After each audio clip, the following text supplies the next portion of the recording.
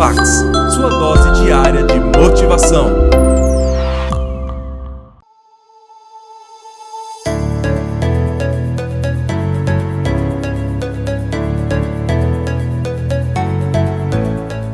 Se eu for feliz e vocês receptivos, corre o risco, temos a chance de que seja um tema que transforme a vida de vocês. Por quê? Porque eu vou falar naturalmente de autores que eu estudo há 30 anos, eu vou falar das coisas que eu me dedico na universidade, eu vou falar de muitas coisas que vocês encontram nos livros. Mas, minhas senhoras, meus senhores, eu também vou falar das coisas que eu aprendi nesses 54 anos de vida, nesses 35 anos de magistério, e que eu tento transmitir através de livros, vídeos, programas e outras participações. Então, em primeiro lugar, vamos pensar numa pergunta que parece uma pergunta estranha, mas é de longe a pergunta mais importante. Por quê? Porque, obviamente, se num domingo à tarde eu tenho diante de mim esse imenso auditório, se num domingo à tarde eu tenho tanta gente que está aqui, é porque vocês estão dando uma resposta a essa pergunta. Vocês querem ser felizes. Vocês estão respondendo a uma questão importante sobre a realização da vida. Quanto mais consciente for essa resposta, quanto mais você tiver consciência do que você quer e do que você é, mais chance você vai conseguir de ser feliz. A pergunta que eu vou fazer, eu sei a resposta, porque eu estava ali atrás ouvindo essa maravilhosa rave aqui. A pergunta eu sei a resposta, porque nós estamos num clima de alegria, de entusiasmo. Entusiasmo é uma palavra linda, vem do grego cheio de Deus, entheos. Cheio de Deus, entusiasmo. Mas eu vou começar fazendo uma pergunta que eu sei a resposta. É típico de professor isso. Se eu pergunto aqui nesse ambiente entusiasmado, com 27 mil pessoas cheias de energia, se vocês são felizes, eu sei a resposta. Pergunta, nesse momento, quem nessa distinta plateia se considera uma pessoa feliz? Acaba de falir o laboratório do Prozac. Não haverá mais depressão no planeta Terra. Bem, é óbvio que a felicidade de vocês é notável. Se eu fosse cego e surdo, eu sentiria a vibração do auditório. Porém, agora começa a função chata do filósofo. Amanhã, quando vocês estiverem afônicos, semi-surdos, amanhã quando vier mais uma segunda-feira e mais uma, amanhã quando vocês lerem os jornais, que são a coisa mais broxante que existe hoje no planeta, ler manchetes de jornais, amanhã vocês estarão talvez não tão entusiasmados quanto hoje, e daqui a 15 dias talvez um pouco menos, mas esse é um momento em que o entusiasmo é lógico. Então a minha pergunta é para médio e longo prazo, porque eu estou falando de um dos momentos mais difíceis da história do Brasil, num momento da história do Brasil onde existe uma dificuldade imensa. Eu não vou citar o nome dessas pessoas, porque dizem que o simples nome atrai energia negativa para o ambiente. Vamos chamá-los de Voldemort 1, Voldemort 2. Bem, muito difícil que eu consiga pensar, porque da mesma forma que nós temos um momento político difícil, nós temos um isolamento enorme neste país, e as pessoas quase todas estão fechadas sobre seus aparelhos, estão fechadas sobre aquilo que estão lendo e vendo, estão mais olhando suas telas do que outras pessoas. Há um individualismo enorme, crescente, ao individualismo que nos domina nesse momento, sem sombra de dúvida. E eu vou traduzir esse individualismo nessa piada. Um homem tenta advertir uma senhora que se encontra em rumo de colisão e grita o núcleo duro da mensagem: vaca. Porque ele não tem tempo para elaborar uma frase, ele não tem tempo para dizer: cuidado, ó senhora, haverá um choque. Então ele grita apenas: vaca. E ela, que não olha para o rosto dele, e ela que não vê que o rosto dele é de preocupação e não de insulto, ela se vira e insinua que o casamento dele é uma sociedade aberta e não fechada. Bem,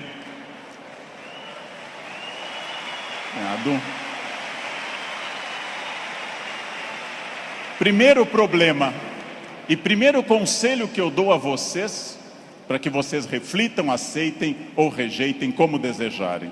Primeiro conselho importante: olhem para o rosto das pessoas, olhem para o rosto dos clientes, olhem para o rosto de quem está comprando, porque o rosto humano é um livro poderoso que traduz tudo.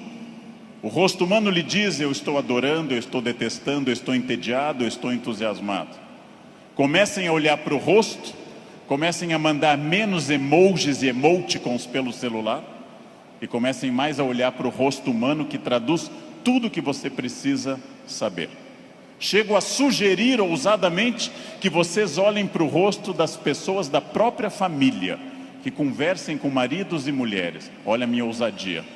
Que olhem para essas pessoas, que vocês passem a avaliar valores, emoções, sentimentos, que vocês passem a pensar claramente em cada indivíduo único. Essa é uma das grandes chaves do sucesso. Eu tinha um erro, eu tinha um defeito como profissional.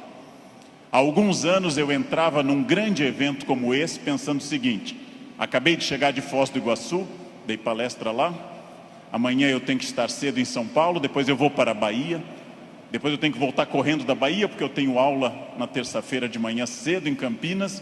E eu vivia no compromisso seguinte, eu vivia no momento seguinte. Isso é um defeito.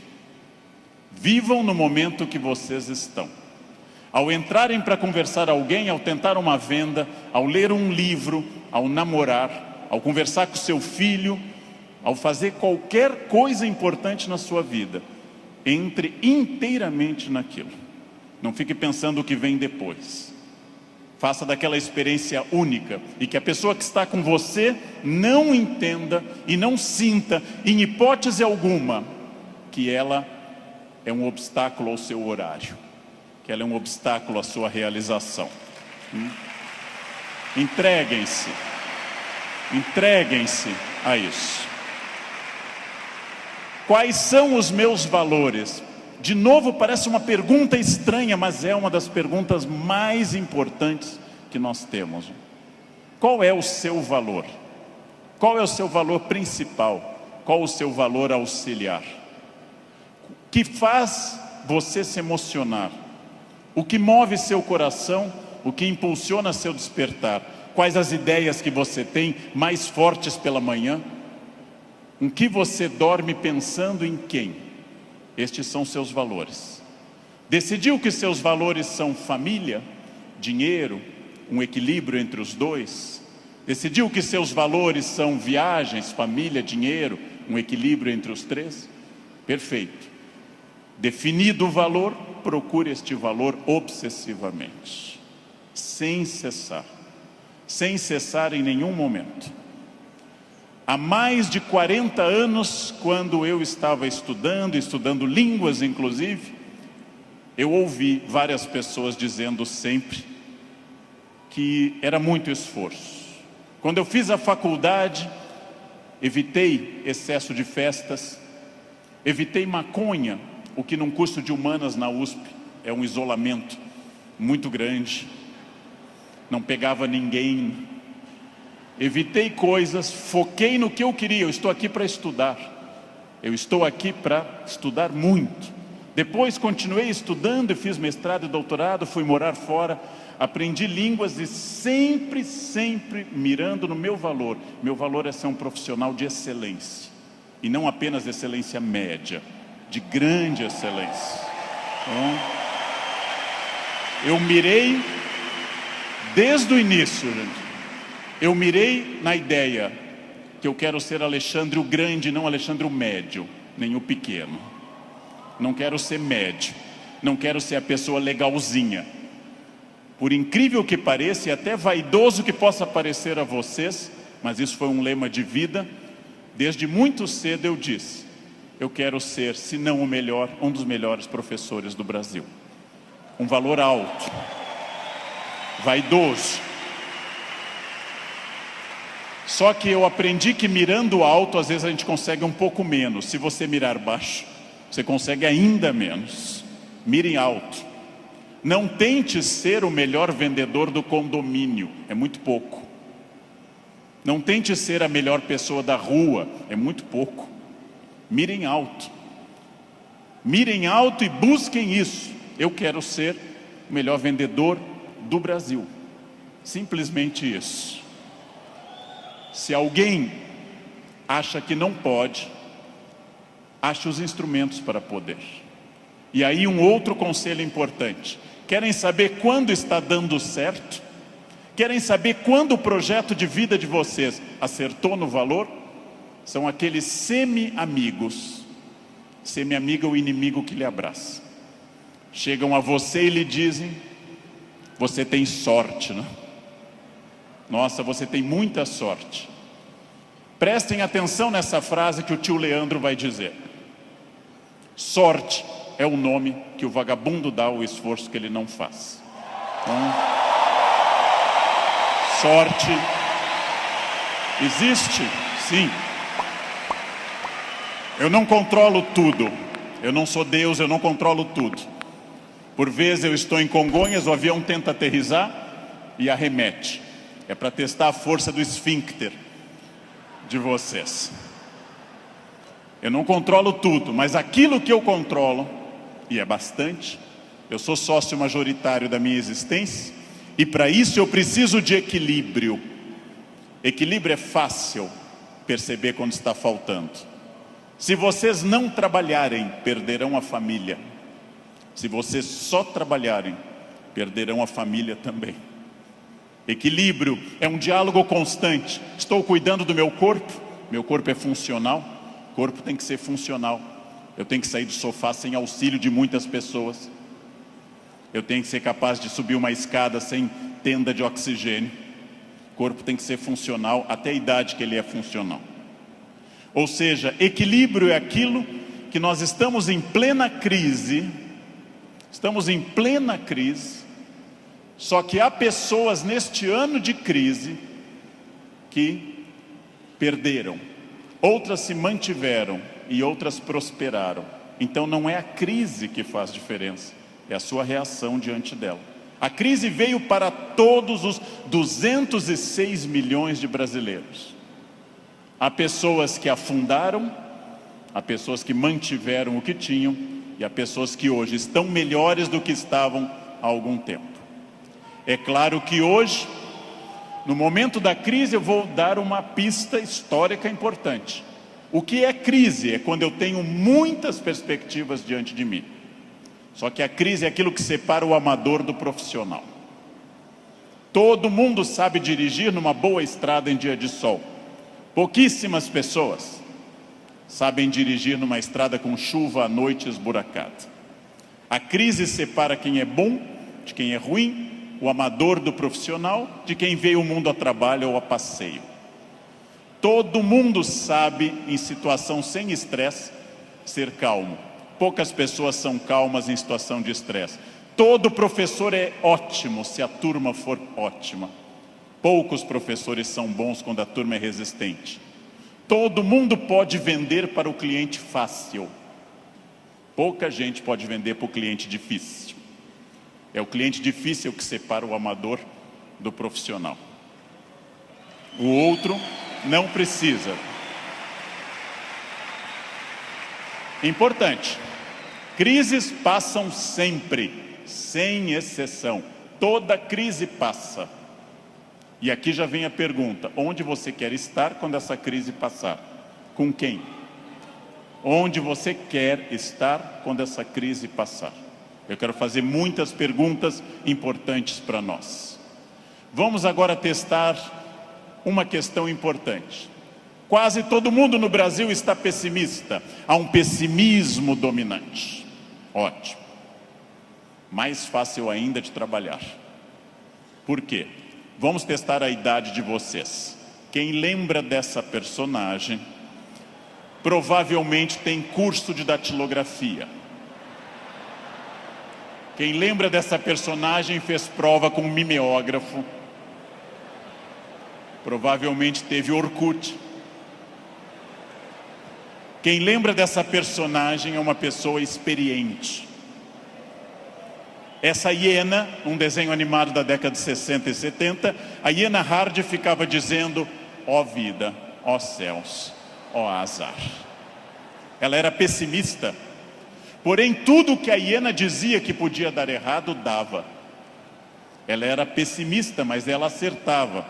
Por isso que eu quero dizer a vocês que o pessimismo pode ter alguns valores. Ele nos dá uma amostra dos riscos.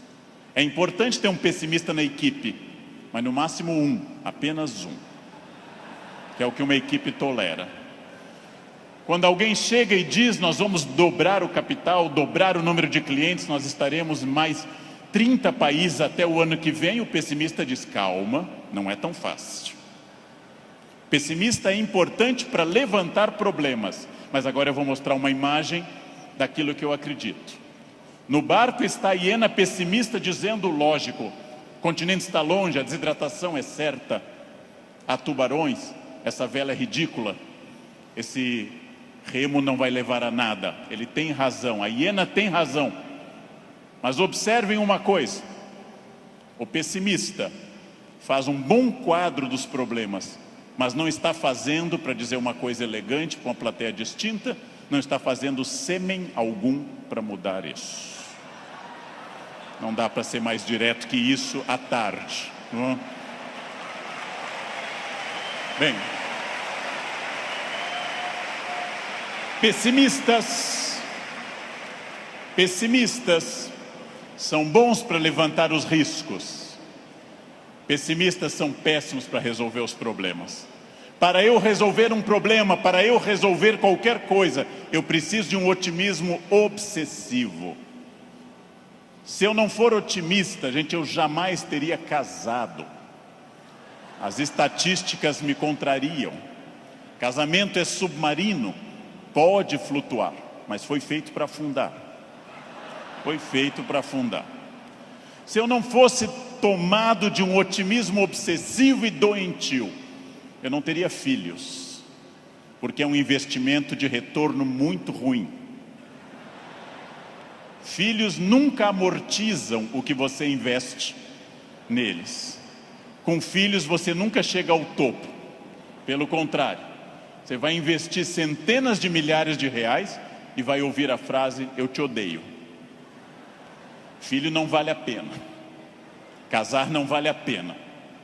Porém, se nossos pais não tivessem tido esse otimismo obsessivo, nenhum de nós estaria aqui hoje. Então, mais uma vez, um conselho forte: ouçam os pessimistas. Para pessimista não vale a mãe é sempre otimista com vocês. Ouçam um cunhado é bom para isso. Ouçam o cunhado. Ouçam os pessimistas. Vejam o que eles têm a dizer, agradeçam. Enquanto eles falam, tenham aquela reação bovina. Ouçam. Depois agradeçam e comecem a trabalhar com otimismo total. É só assim que se cresce. É só assim que se consegue alguma coisa. Eu não sei quem governará o Brasil no ano que vem. Pela tradição republicana, o pior possível, mas ainda não escolhemos. Eu não sei, aliás, nem quem governará o Brasil no fim deste ano. Eu tenho total incerteza, mas quero garantir a vocês que, apesar da imprevisibilidade, há uma chave na mão de vocês chamada preparo. Quem daqui ler mais livros sobre técnicas boas de venda, estudar mais psicologia de vendas, quem tiver mais método, quem for mais otimista, quem for mais metódico, não sabe o que vai enfrentar, mas estará melhor do que quem não fizer isso. Não sei onde estaremos, gente. Não sei onde estaremos. Vejam, em nenhum momento na graduação de História e Filosofia, em nenhum momento fazendo mestrado ou doutorado ou estudando fora, eu imaginei que um dia eu teria a honra de falar para essa plateia tão numerosa e entusiasmada. Em nenhum momento. Jamais.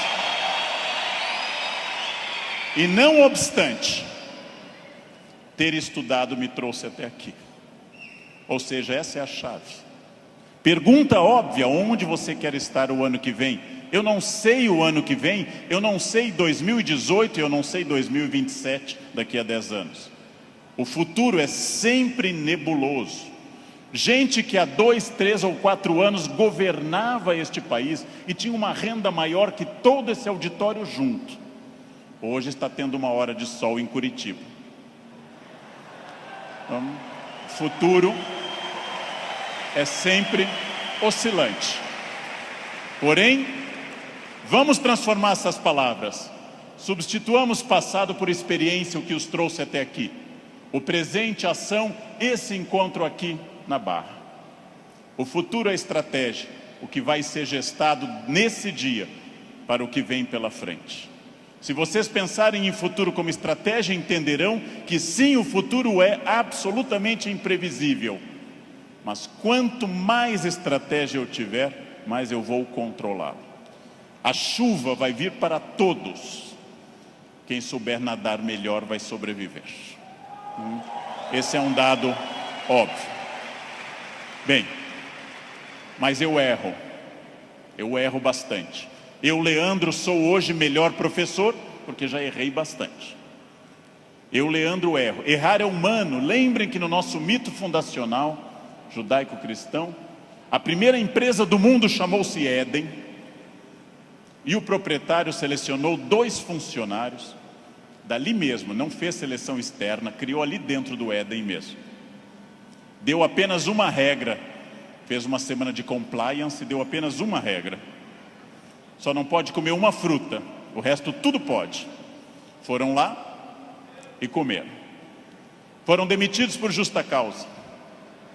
Foram para o mundo, tiveram 2 filhos. Um matou o outro, Caim matou Abel. Primeira família do mundo, a mais próxima de Deus. 2 infratores, um assassino e um cadáver. Essa é a primeira família do mundo. Uma família que tinha tudo para dar certo, gente. Não tinha sogra, não tinha nora e não tinha genro. Uma família perfeita. E deu errado. Pergunta: nós somos filhos deles. Errar é humano. Significa que todos que estão aqui, com exceção dos mentirosos, já erraram. Só os mentirosos nunca erraram, porque são mentirosos e dizem que nunca erraram. Faz uma coisa que eu treino há mais de 50 anos diariamente. Eu treino andar. Faz mais de 50 anos que eu treino diariamente e eu tropeço. Erro é um recado. Erro é um recado enviado para dizer que você pode mudar de estratégia, tem que aprender, tem que ter cuidado.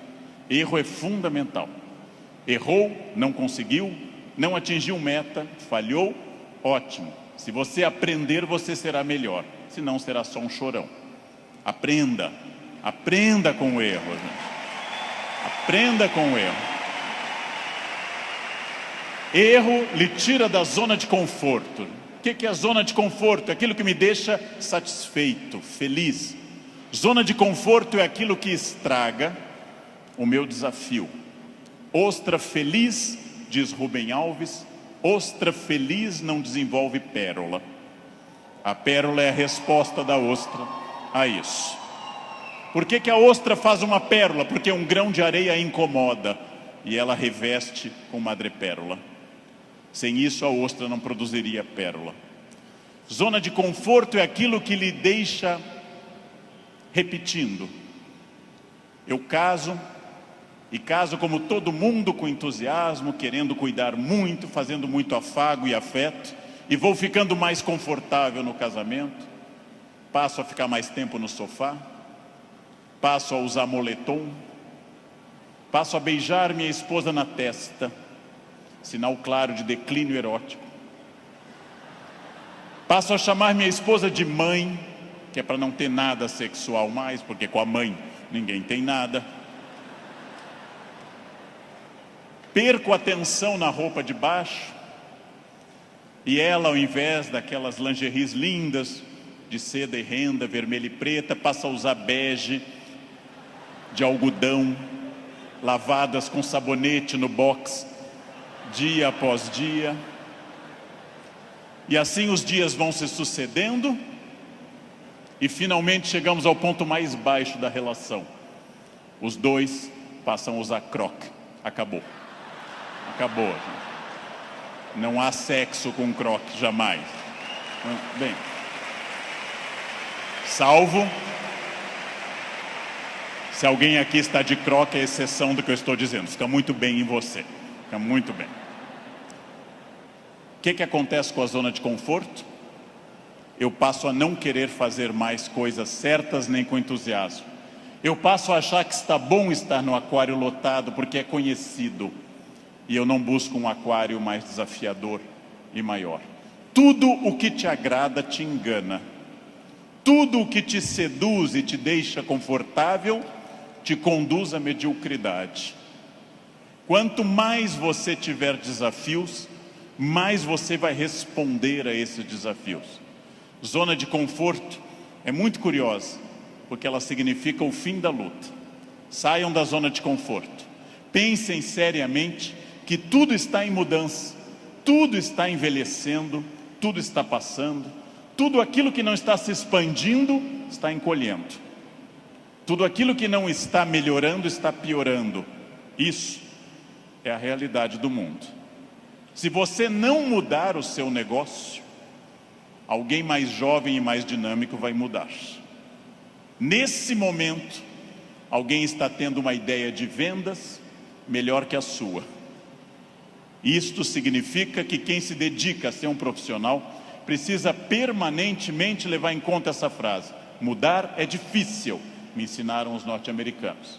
Mudar é difícil, não mudar é fatal. Mudar é difícil, não mudar é fatal. Isso é fundamental, gente. Tem duas opções: enfrentar a mudança, enfrentar o desafio e pensar: esse ano eu consegui isso, que bom, e agora? Ah, mas eu já falo inglês. Ótimo. Qual o passo seguinte? Eu já consegui a minha casa, perfeito. Era esse o seu objetivo material? Qual é o passo seguinte nos outros objetivos? Não mudar é fatal. Protagonismo é quando eu entendo que a minha vida não mudou por causa dos astros. Não mudou porque Mercúrio estava retrógrado. Não mudou porque Saturno está sob meu signo. Mudou porque eu agi. Mudou porque eu fiz alguma coisa. Protagonismo é isso. Não é fácil tomar essa decisão. Não é fácil olhar além do horizonte e perder essa ação reativa de quem simplesmente acha está faltando isso, está faltando aquilo. Não é fácil. Não é fácil essa transformação. A visão além do horizonte pressupõe racionalidade, pressupõe previsão. E eu venho de um país que eu amo tanto, este Brasil, apaixonadamente, um país que não gosta de ser estratégico. Todos os dias eu pego avião, gente, todos os dias, como hoje de manhã, como agora à tarde.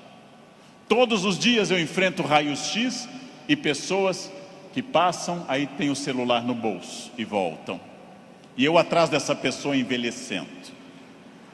E a pessoa passa de novo as moedas e volta. A botinha cafona com taxinhas, volta. Depois de 10 vezes a pessoa passa, sem nenhuma estratégia. Chega à porta do Finger, a funcionária pede o documento e começa a procurar na bolsa ou na mochila o documento. Naquele momento, o meu já está em ângulo para mostrar para o funcionário. Essa pessoa acha o documento, entra no avião, vai até a metade e aí olha o seu ticket, 2A, e começa a voltar, contrariando a piracema que está indo para o fundo do avião. Estratégia é a capacidade de se antecipar à necessidade. Estratégia é estar pensando o seguinte: está dando certo a minha estratégia nesse momento? Ótimo. Está dando certo, já é passado. O que eu vou fazer no futuro? O que eu vou fazer para transformar isso? Racionalidade estratégica. Não existe destino. Eu sou das pessoas que compartilha da ideia que não existe destino. Existem acidentes para todos. O que eu faço com esse acidente me define. Leandro, você fala bem porque você é de aquário. Eu sou de aquário. Aquário é ar. Pessoas de ar falam bastante. Gêmeos também. Você é muito ciumenta, mulher, porque você é de escorpião. Escorpião é tomado pelos ciúmes. Mas que marido exemplar? É câncer. Câncer é água. Chora até a inauguração do supermercado.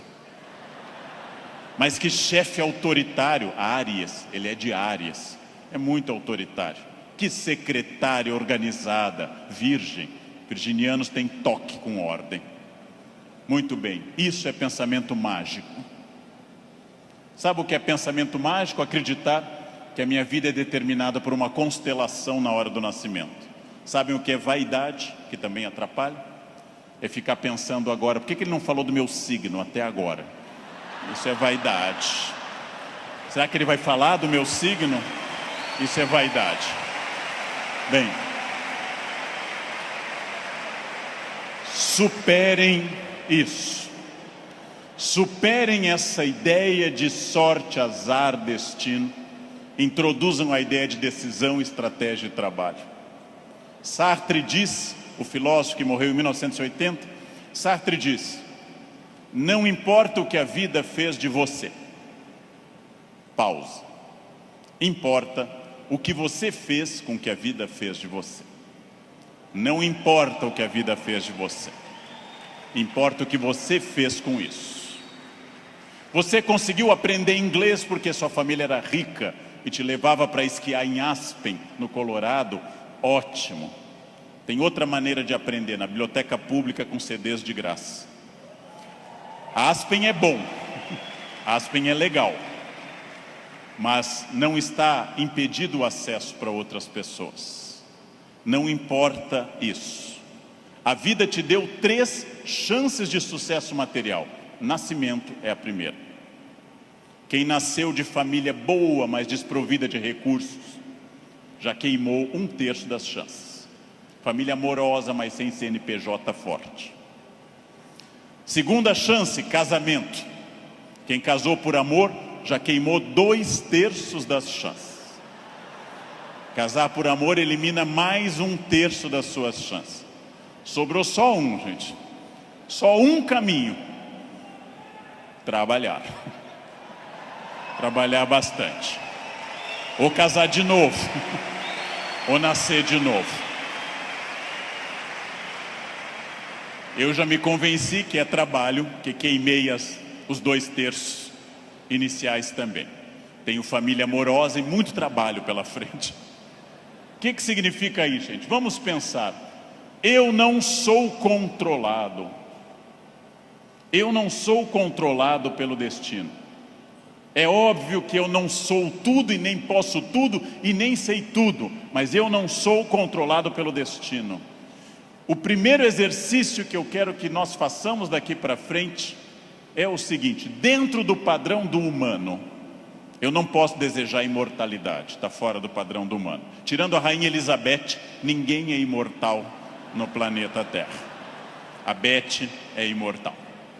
É uma Highlander. Eu não posso dizer, eu me cuido. Você vai morrer igual. Vai ser um cadáver bem cuidado.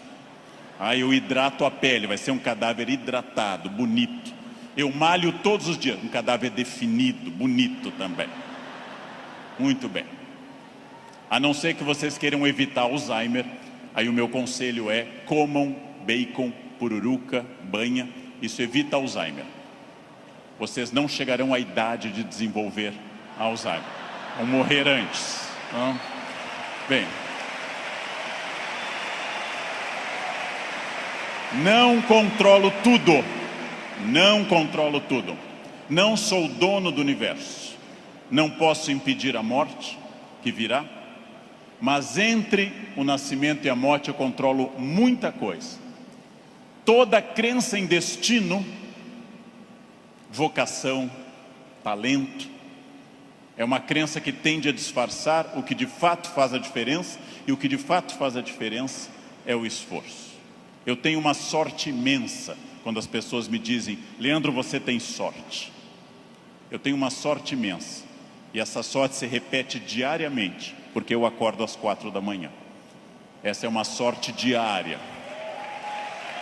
Basta eu começar a dormir o dia todo que a sorte se vai. Ninguém me controla, e eu acredito, como os filósofos gregos, que a vida pode ser mais racionalizada. Eu acredito que eu tenha condições de interferir na minha vida. Eu acredito que quando eu faço a pergunta, o que estamos fazendo de nós mesmos, eu posso dar uma resposta objetiva e prática. O que eu estou fazendo de mim? É um momento para pensar. O que eu estou fazendo de mim? Essa é a vida que eu estou querendo levar? Com as pessoas que eu quero? A vida é muito curta, gente, é muito rápida, é muito passageira. E ouçam alguém de mais de 50. Depois dos 40 parece que fica mais rápido ainda. Parece que passa numa velocidade incrível. A vida é muito curta para que se perca tempo numa existência medíocre, numa existência pequena, numa existência fraca. A vida é muito curta para que eu tenha uma família que eu não ame, para que eu tenha um emprego que eu não goste, para que eu tenha um trabalho que eu não me dedique. Ela é muito curta para eu ser medíocre. É muito pouco tempo para isso. Perguntem o que estamos fazendo de nós mesmos e sigam o conselho que Sócrates fundou a filosofia ocidental: conheçam-se, conhece a ti mesmo, conhecimento de si. Sigam esse conselho, sigam essa ideia de saber quem vocês são. Se eu me conhecer, ninguém me ofende. Se eu me conhecer, ninguém me ataca. Já disse isso várias vezes na internet. Quando alguém me xinga no trânsito, eu tenho que saber se a pessoa está dizendo a verdade ou mentira, e nos dois casos eu não posso me ofender.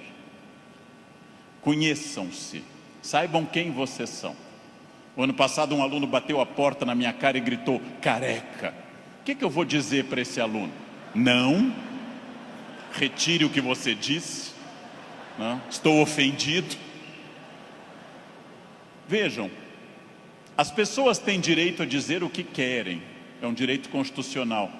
Eu só me ofendo quando eu concordo com elas. Ataque é veneno. Veneno só funciona se eu tomar. Ataque é veneno, eu preciso tomá-lo. Então, se eu não tomar, o veneno não funciona. Já ouvi no trânsito de São Paulo, e gravei um programa sobre isso uma vez, um café filosófico. Alguém me gritou, insinuando que minha mãe exercia atividade erótica remunerada. Examino a biografia de minha mãe, hoje com 80 anos. Na juventude ela está sempre com o rosto fechado nas fotos, como era própria daquela época, nunca sorrindo. Era obviamente uma mulher fiel, sempre triste, fechada, uma mulher de um homem só. Não ria, não tinha aquela pele brilhante da mulher que não é tão dedicada. No passado por virtude, no presente por falta de mercado, minha mãe não é uma prostituta. Então eu não me ofendo. Mas se ela fosse, e não é crime no Brasil ser, eu teria que dizer à pessoa: você conheceu uma mãe? Você ia lá em casa? Não? também não teria que me ofender. Segundo Chico, então eu digo, você está enganado. Seguindo o velho conselho do Rio Grande do Sul, onde eu nasci, por onde sai o feijão, não entra a mandioca. Bem, mas e se fosse? E se fosse? Sem problema algum. Eu diria a essa pessoa também, você me conhece? Eu não lembro do seu rosto, mas eu olho sempre o travesseiro, quer dizer, eu não vejo, estou sempre na fronha, eu não lembro bem do seu rosto. Sem problema também. Quando alguém lhe xinga de velha, de feio, de babaca, de filho de alguma coisa, quando alguém lhe xinga até dizendo um time de futebol específico, que eu não vou repetir, resta você saber, a pessoa está certa ou errada. Se ela estiver certa, ela não está me ofendendo. Se ela estiver errada, está me ofendendo. A vida é muito curta para que eu perca tempo com babacas cheios de ódio. A vida é muito curta para isso, né? É muito curta. Evitem esse problema. Quem se conhece não se olha como Superman e na verdade é o pateta. Quem se conhece sabe dos seus limites e explora esses limites ao máximo.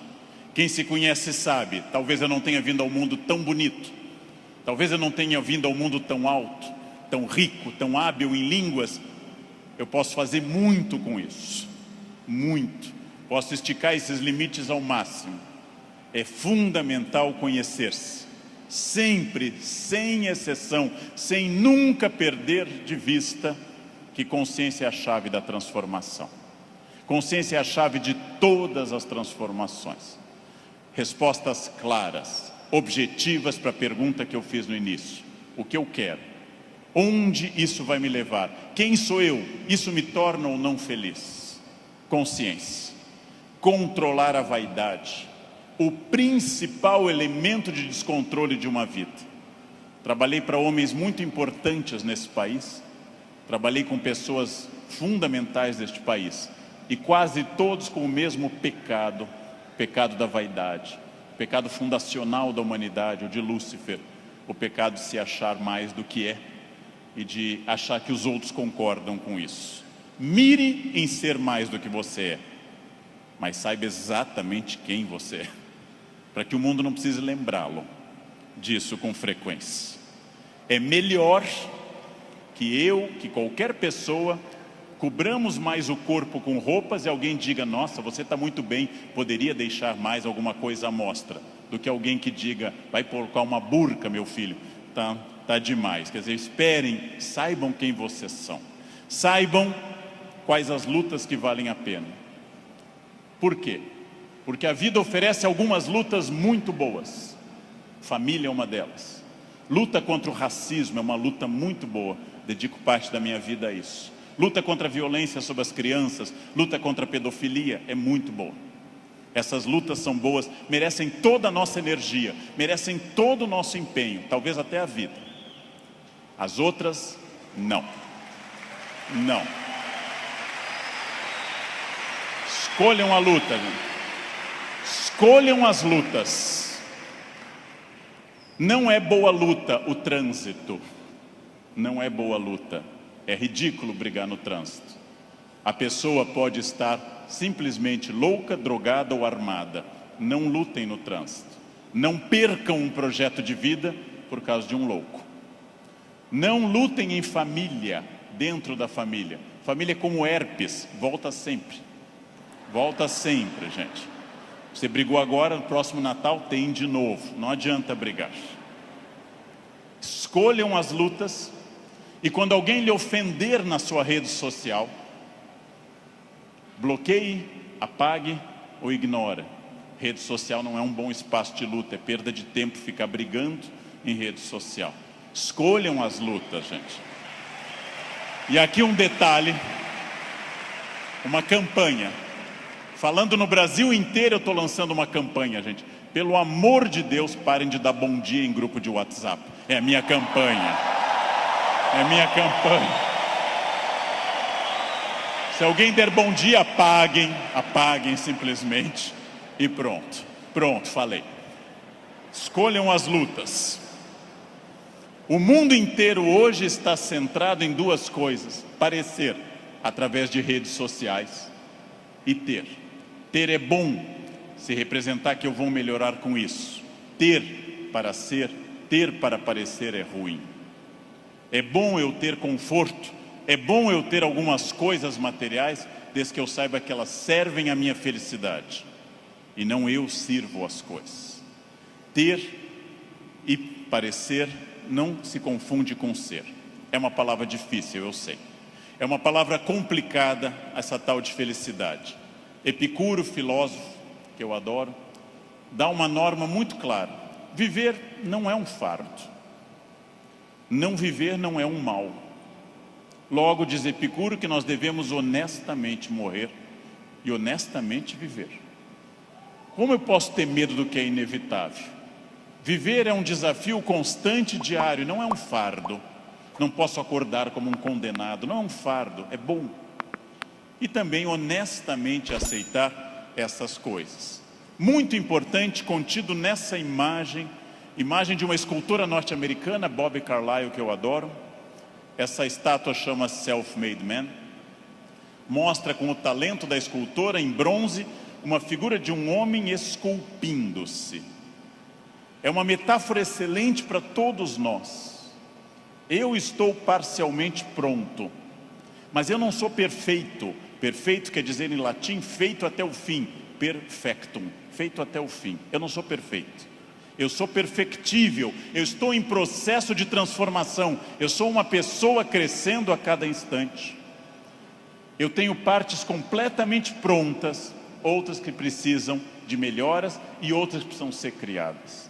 Eu não estarei pronto até o fim. O jogo termina apenas no fim, construir-se. Qual é a parte que me falta? Qual é a parte que eu preciso melhorar? Qual é a parte que eu tenho que transformar? Talvez eu seja muito bom quanto a horários, quanto a sair da cama, mas eu sou bom quanto a resiliência, ou seja, enfrentar as pequenas crises cotidianas. Eu sou bom com resiliência e com horários, mas sou muito irritadiço. Tenho que trabalhar isso no meu autoconhecimento, num processo de psicologia, tenho que trabalhar minha irritação. Eu tenho partes a serem melhoradas. Meu português não é bom?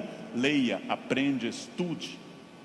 Eu tenho partes a serem melhoradas. É isso que nós chamamos de construir-se, fazer-se, tornar-se melhor.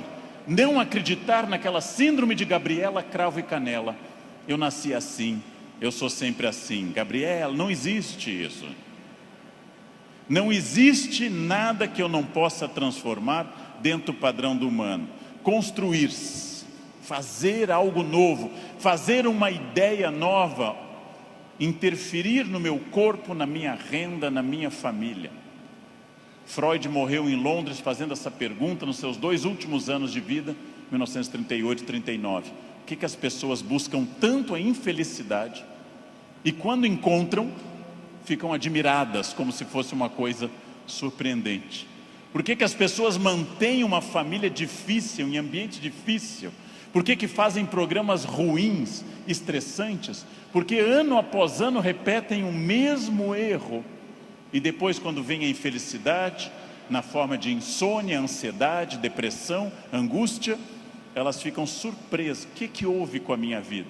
Houve o que você fez. Houve o fruto do seu projeto, houve a sua ação, houve a sua mão neste cinzel. Trabalhem. Uns têm que trabalhar mais, uns precisam um esforço maior. Tem gente que anda 5 minutos na esteira e define abdominais.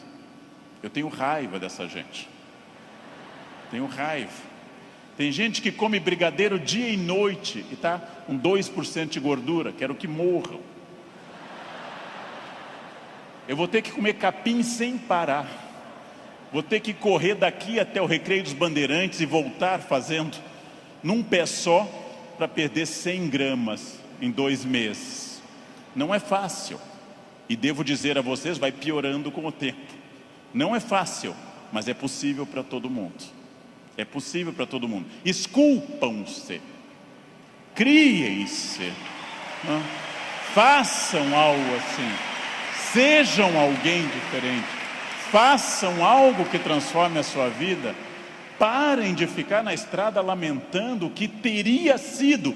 Tirem o futuro do pretérito da cabeça de vocês. O que teria sido não tem importância. Só tem importância o que é e o que será. O presente e o futuro, né? Só. Ah, se eu tivesse feito isso. É irrelevante o futuro do pretérito no projeto de vida. Condicional em inglês. Não existe isso. Não pensem em nada que não seja fruto dessa ação. É isso que eu tenho perseguido sistematicamente nos últimos anos. Aquilo que eu quero, as metas que eu desejo, o mundo que eu quero ver. Seguindo o conselho do grande Mahatma Gandhi, líder da Índia, seja você o mundo que você deseja ver, ou seja, anuncie em você o mundo que você deseja ver. Como eu quero um mundo mais ecológico, eu vou reciclar lixo em casa. Como eu quero um mundo mais humano e mais educado, eu serei mais humano. Como eu quero um trânsito mais cidadão, eu serei um melhor motorista. Como eu quero combater a violência entre as pessoas, eu serei menos violento. Eu sou a transformação que eu quero ver no mundo. Parem de se espelhar no mundo, construam essas coisas, digam a si mesmos onde querem estar, com quem, com qual corpo, com qual renda, em qual casa, e persigam esse objetivo. Persigam esse objetivo. Pronto, simples. Num livro que eu acabei de ler, conta o autor que o grande pianista deu um concerto aqui no Rio, Arthur Moreira Lima, que eu admiro muito, tocou maravilhosamente Chopin, e ao final uma senhora simpática chegou e disse a Arthur Moreira Lima: nossa, eu daria minha vida para tocar como o senhor toca. Ele respondeu: eu dei a minha. Essa é a chave. Eu dei a minha. Eu dei a minha vida significa eu fiz todo o esforço para isso. De novo a pergunta com a qual eu iniciei essa fala. Você é feliz? Esse grupo respondeu com entusiasmo que era feliz. Perfeito.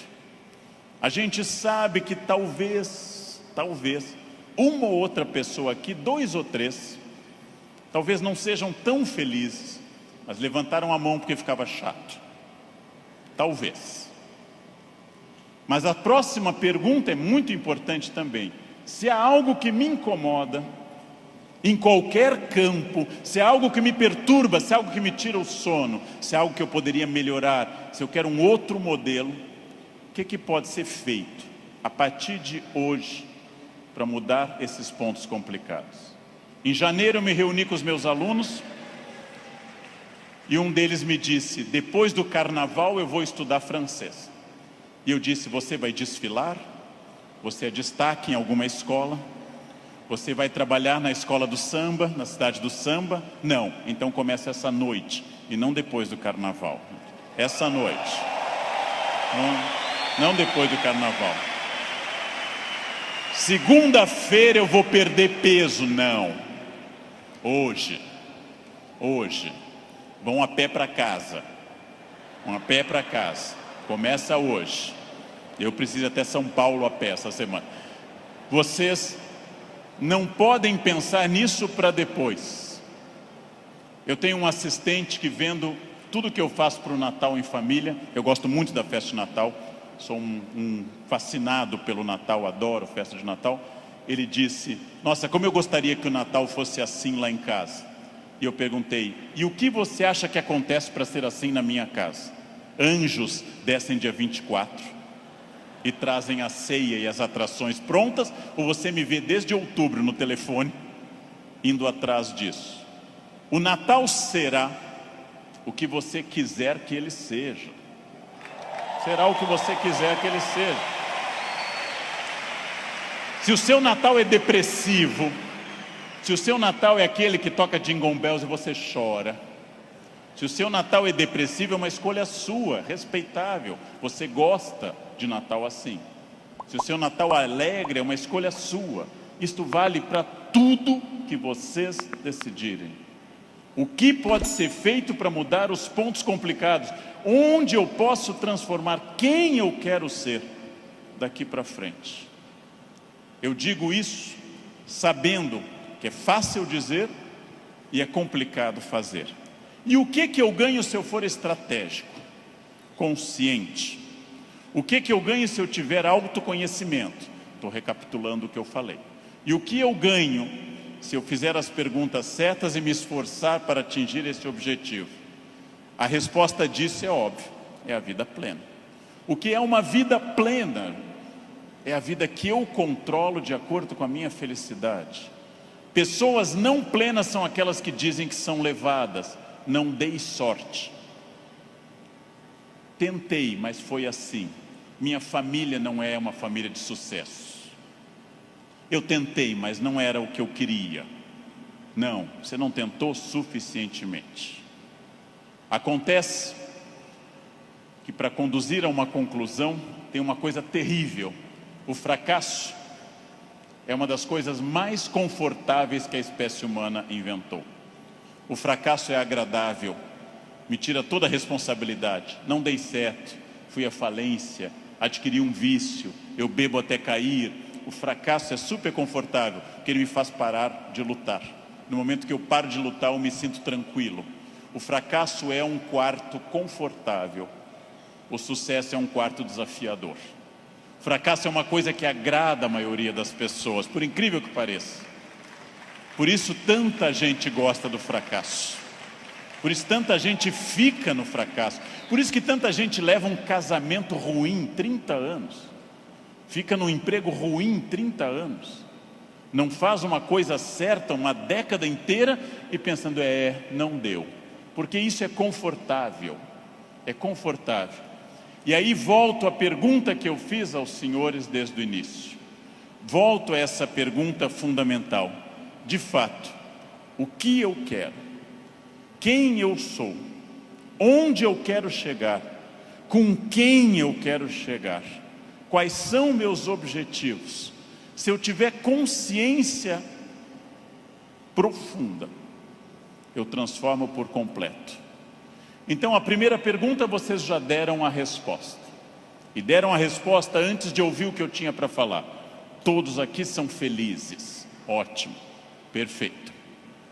A segunda pergunta é mais complicada. É a pergunta para deixar para vocês pensando nessa linda tarde de domingo. Quem daqui quer, nos próximos 10, 20 ou 30 anos, quem daqui quer continuar sendo feliz, com êxito e feliz? Bem, melhor ainda, eu também.